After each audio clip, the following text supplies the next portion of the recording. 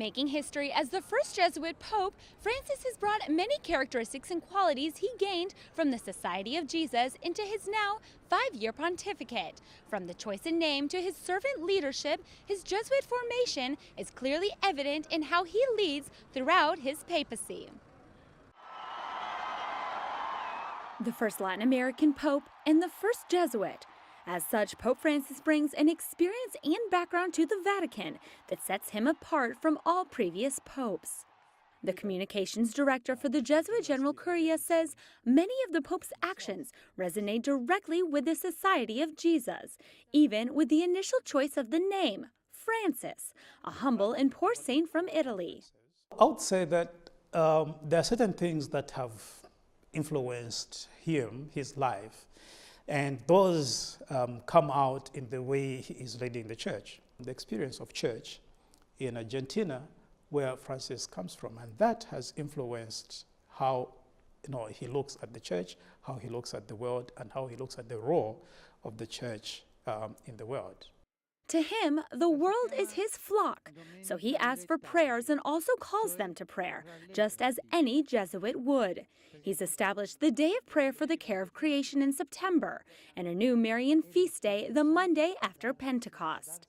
Additionally, each month he invites all to join him in his prayer intentions, which mainly focus on social issues. I think that's one of the hallmarks of what I would say. In that manner, he acted like a Jesuit, where he says, okay, there's something going on in the world. There's something going on in my community. He is saying to all of us, we have this situation.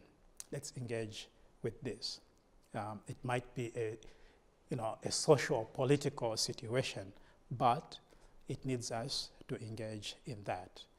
That's what, in many ways, Jesuits do. We engage with the world, we engage with the social, political circumstances around us.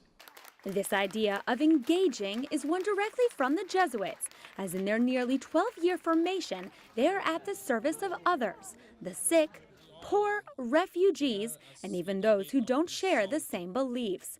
Pope Francis has exemplified each of these during his pontificate. His mercy goes even deeper when during the Jubilee Year of Mercy in 2016, he gave priests permission to forgive the sin of abortion, which could previously only be done by bishops. He leads by being an example, by trying to live what he is talking about. And that's basically what Ignatian spirituality is all about. It's not really a spirituality of leadership. It's a spirituality of service. If you cannot serve, you cannot lead, as far as I'm concerned. And I think that's what Francis is all about. Even after being named Time Magazine's Person of the Year in 2013, his humility, passion, and care for others still resound, all great qualities he gained during his 60 years as a member of the Society of Jesus. While this is the first Jesuit pope, it very well could be the last, as the Jesuits assert their formation does not prepare them for ecclesiastical roles within the church, but rather those of service on the peripheries. Only time will tell, but meanwhile, the Society of Jesus is proud to be represented by Pope Francis. In Rome, Melissa Butts, Currents News.